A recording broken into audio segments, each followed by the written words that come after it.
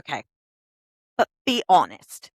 Have you ever watched book talk creators casually say things like, thanks to the publisher for this art? And you just sat there like, how are they getting free books months early? Who approved this? Where is this application? Is there a secret reader Illuminati? Because I don't know about you, but I'm tired of paying $24.99 when someone named Brittany is unboxing Emotional Damage for free. Well, besties, today we're exposing the system. We're talking NetGalley. What it is, how it works, how to get approved, and how to not look like a chaotic little book gremlin while doing it. Free books, early releases, zero gatekeeping. Let's get into this the Litdulterous way.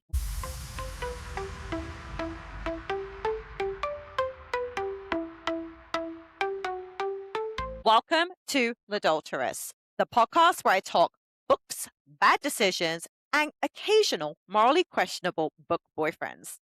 I'm your host, and today's episode is for my fellow book gremlins, arc hunters, and anyone who has ever whispered, how are people getting free books, and why am I not one of them?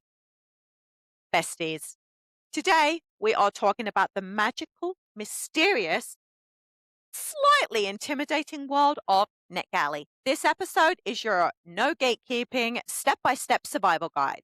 We're covering what NetGalley is, how it works, how to actually get approved, the biggest mistakes people make, how to find books you'll actually like, reviewer etiquette, because yes, publishers are watching, and the pros, cons, and mild emotional damage. So grab your drink, silence those phone notifications, and let's learn how to get free books without embarrassing ourselves on the internet. So what is NetGalley? Imagine this.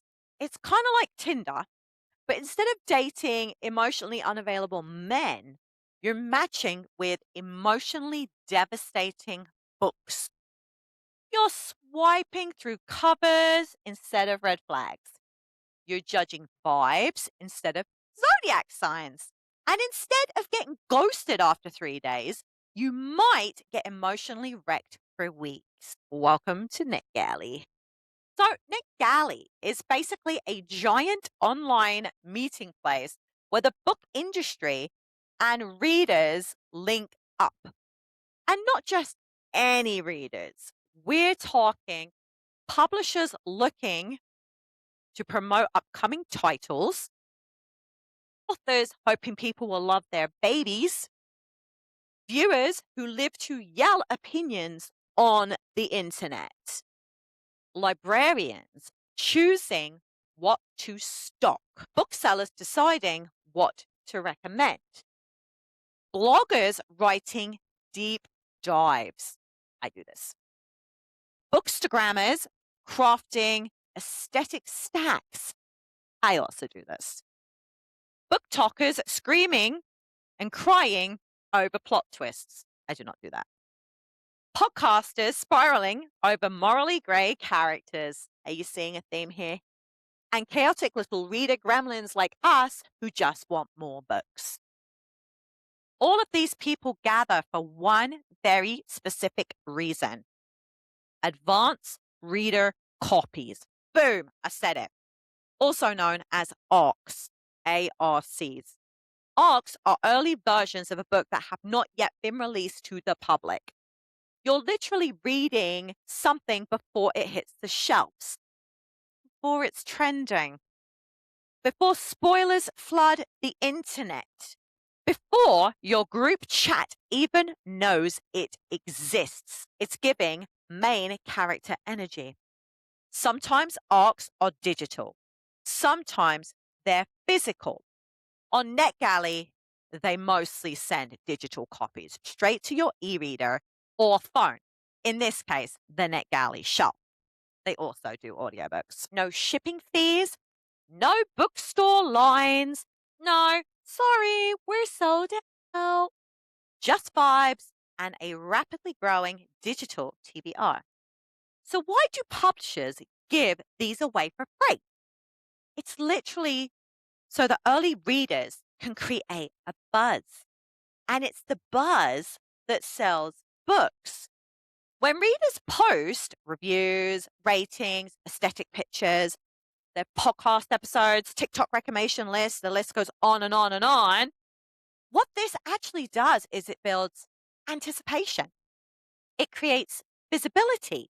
It lends credibility and builds up a pre release hype.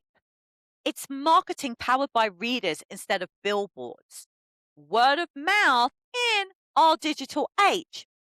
Publishers would rather send 500 free copies to active readers than spend thousands of dollars hoping people notice an ad. And that's where you come in. Because NetGalley lets regular readers become part of their publishing ecosystem. You're not just reading for fun, you're influencing. You're influencing what people add to their TBRs, to be reads. You are influencing what trends on Book Talk.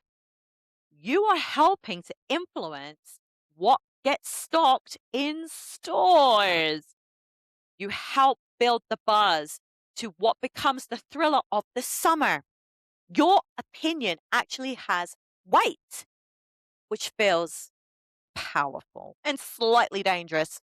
So the trade off looks like this: you get free books, early access, bragging rights, that's my favorite, endless content ideas, a direct line to the publishing world.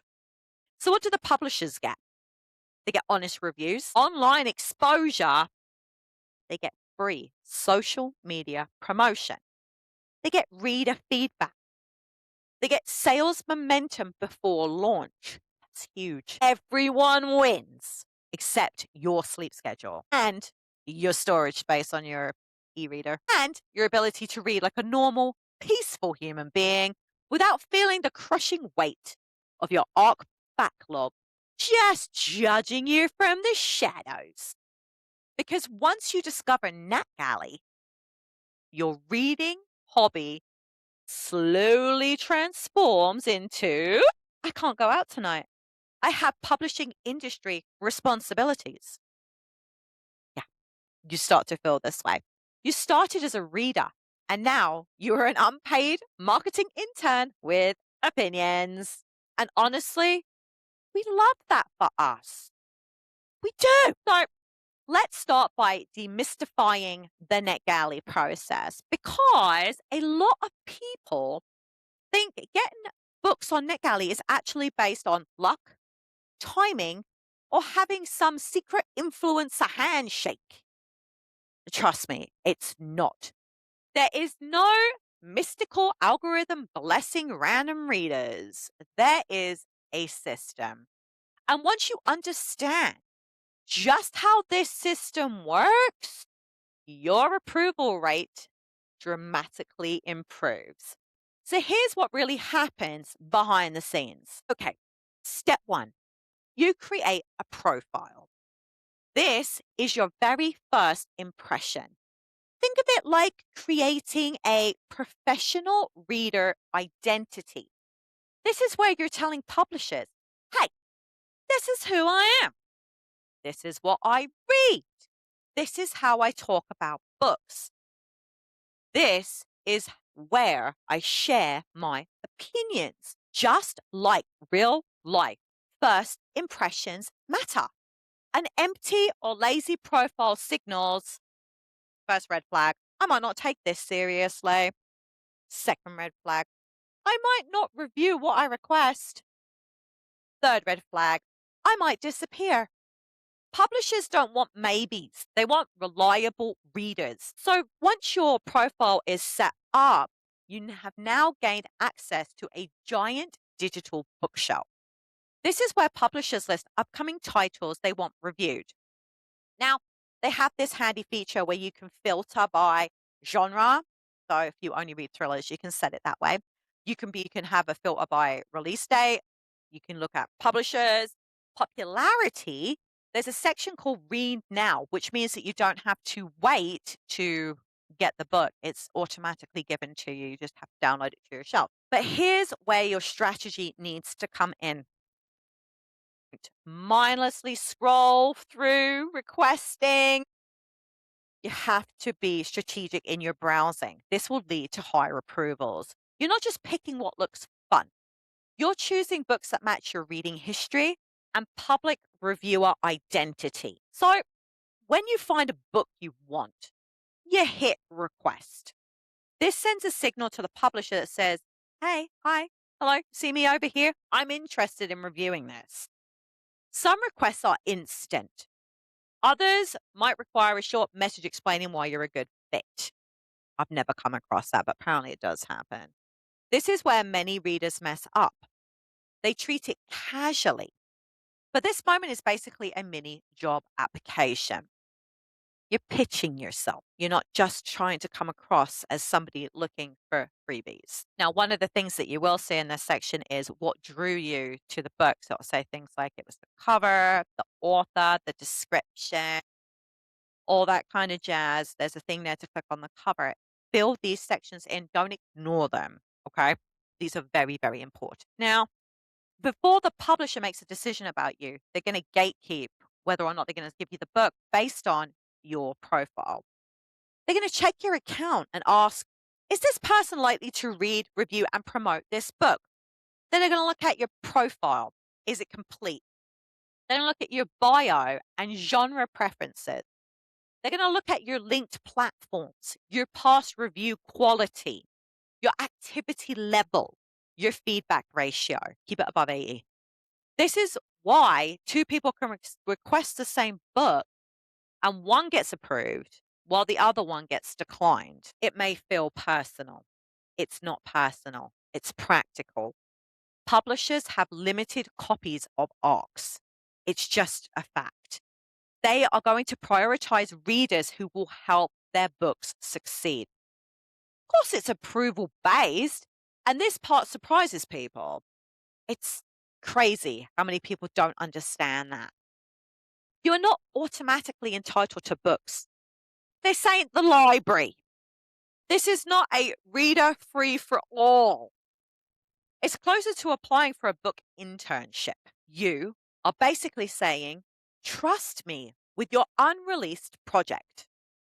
And publishers are deciding if that trust is earned. Now, here's a hard truth that people don't often say out loud. Publishers don't care how badly you want the book.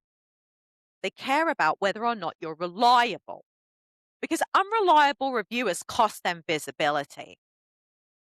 They literally want readers who finish the books, leave thoughtful reviews, post publicly, respect timelines, have the ability to influence other readers.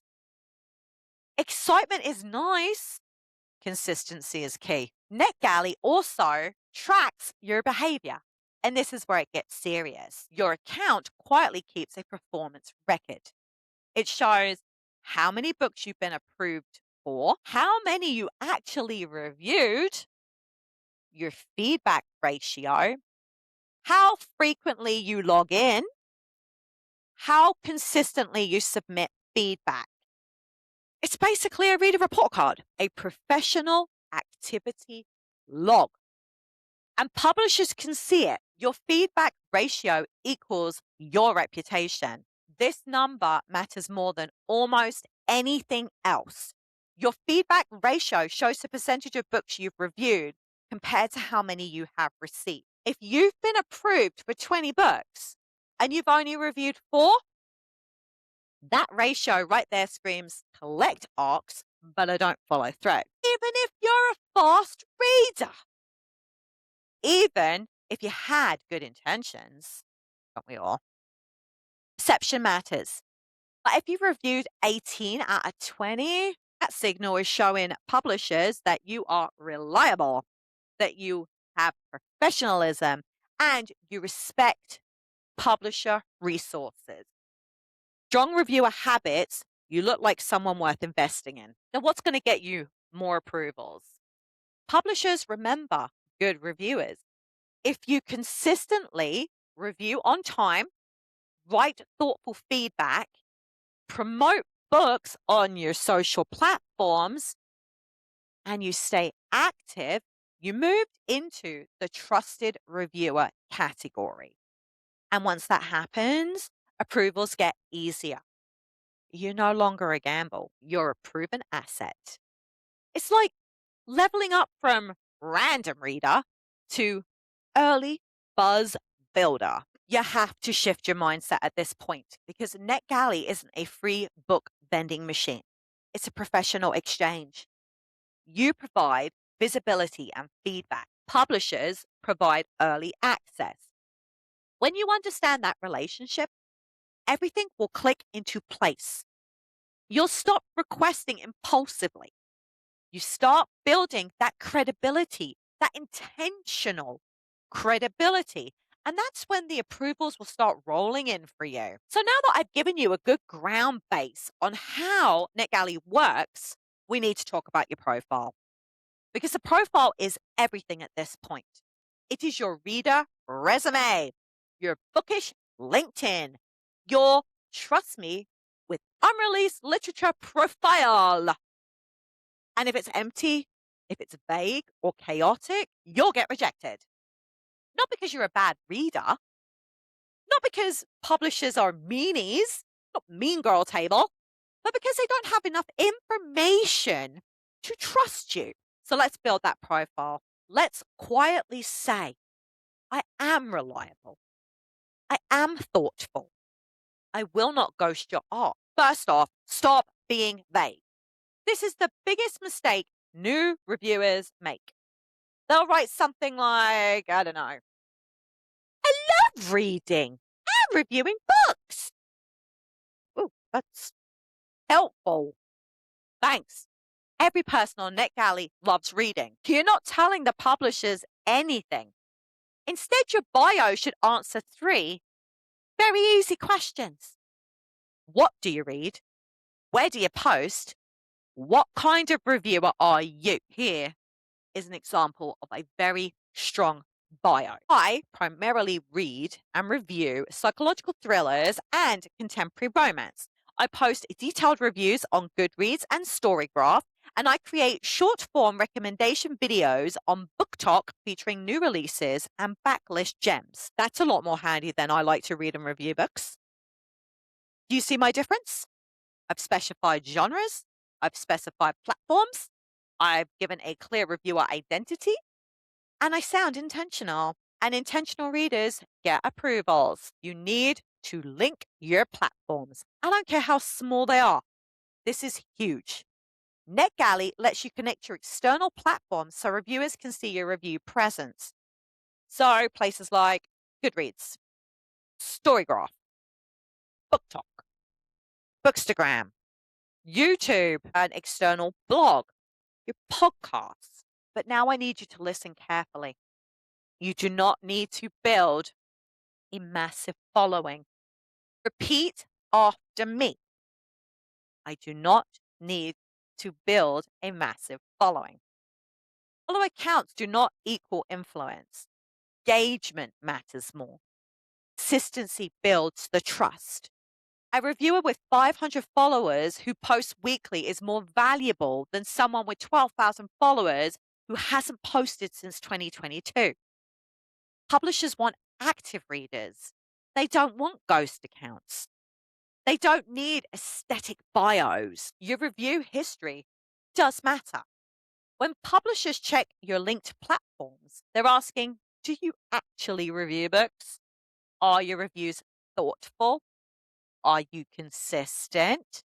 Do you sound like a real reader? They are not expecting literary dissertations. They're not. But they do want more than loved it, 5 stars.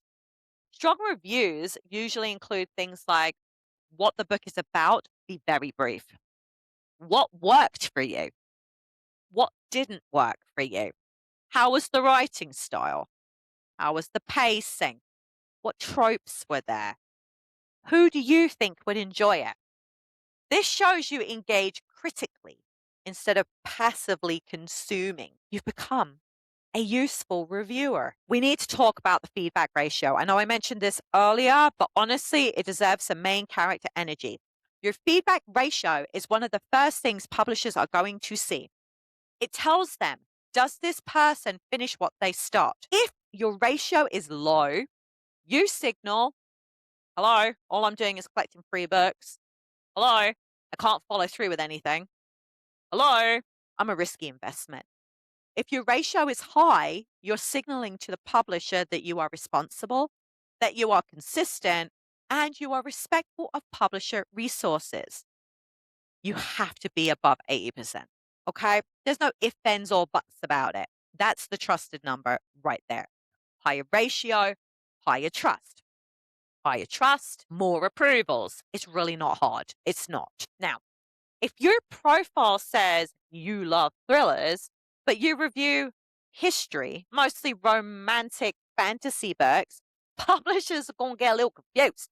And a confused publisher won't approve requests. Consistency builds credibility.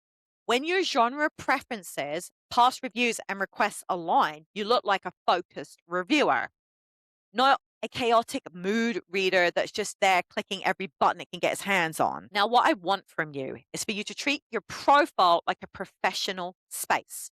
Now, this doesn't mean losing your personality. It means presenting yourself as someone who respects the publishing ecosystem. You're going to be interacting with marketing teams, publicists, authors, industry professionals. So your profile should say, hey, I'm fun, but I'm also very reliable. You can be enthusiastic without being messy, professional without being stiff.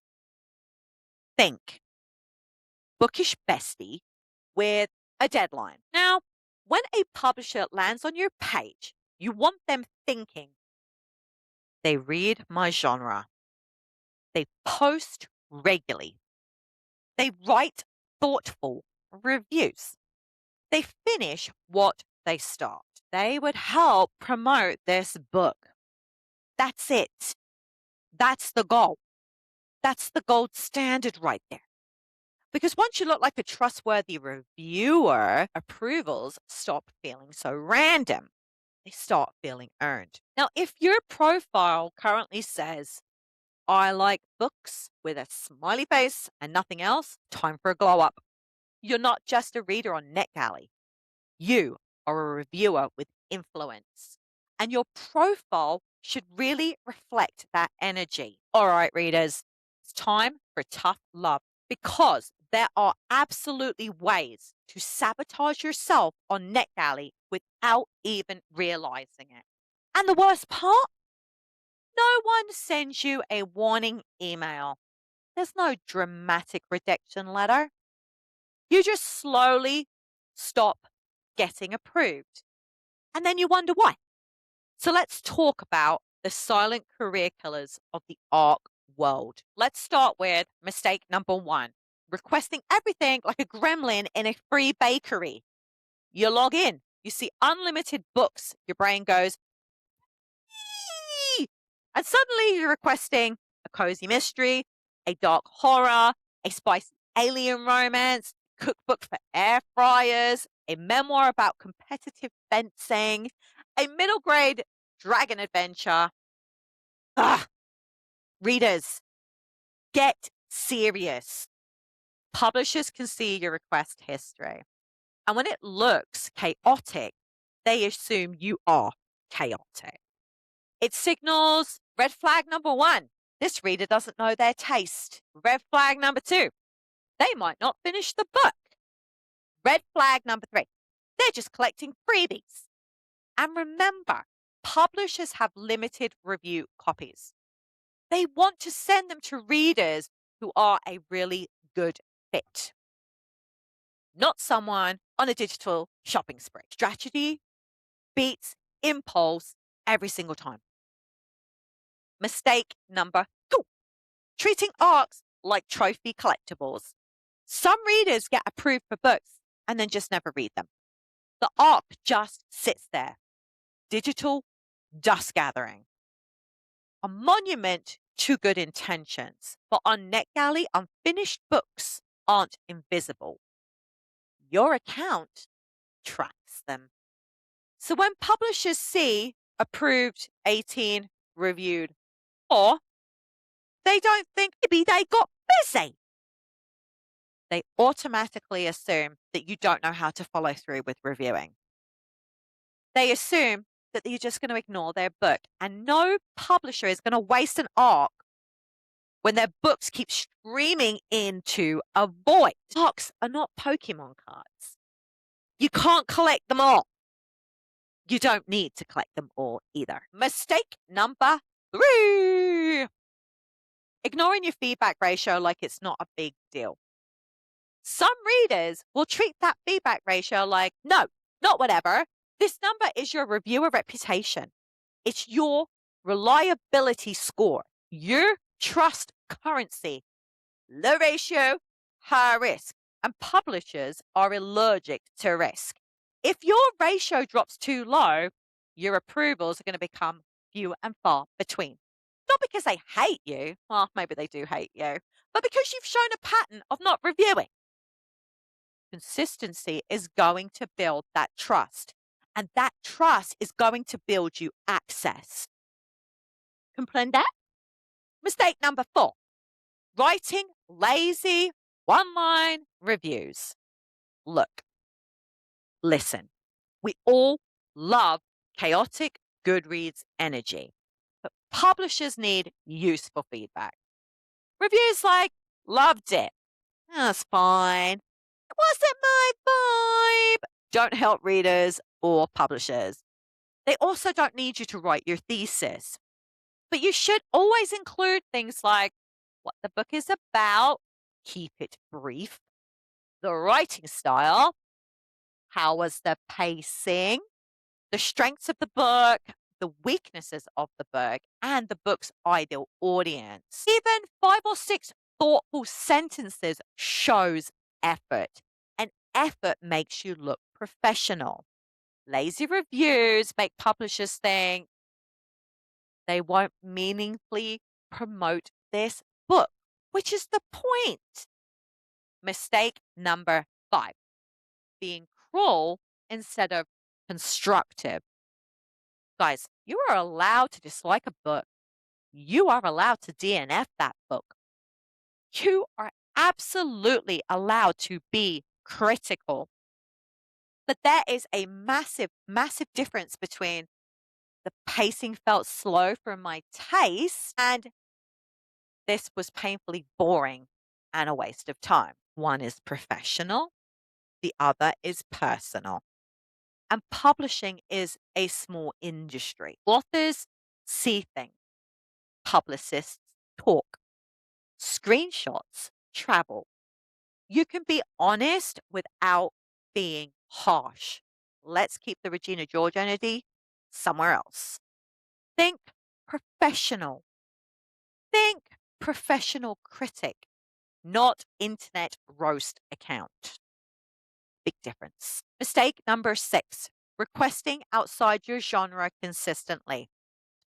If your profile says you love thrillers, but you keep requesting children's picture books, historical nonfiction, and experimental poetry, publishers get confused. And confused publishers will decline requests. They want targeted readers who genuinely enjoy the genre because genre fans write better, more passionate reviews. And it's passionate reviews that sell books. The very last mistake that people often make is missing archive dates. Some ARCs expire. If you download a book and you never open it, it can disappear from your shelf, and that signals inactivity. Logging in regularly and staying engaged shows professionalism. Disappearing for months makes your account look abandoned. And I just want to add, even though this wasn't one of the mistakes, was stop treating NetGalley like a social media instead of a professional space. This isn't book talk chaos land. This is an industry-facing platform. You're interacting with publishers, marketing teams, authors, and publicists. So let's treat it like a professional collaboration opposed to chaotic. Be fun, yes. Keep your messy, careless behavior out of there. You're building a reputation, and your reputation is what's going to open doors for you. Now, the biggest reality check, you don't get blacklisted with drama. You don't get a you've been banned email. It's quieter than that. You just stop getting approvals, and the algorithm of trust moves on without you. But the good news, every mistake here is completely avoidable.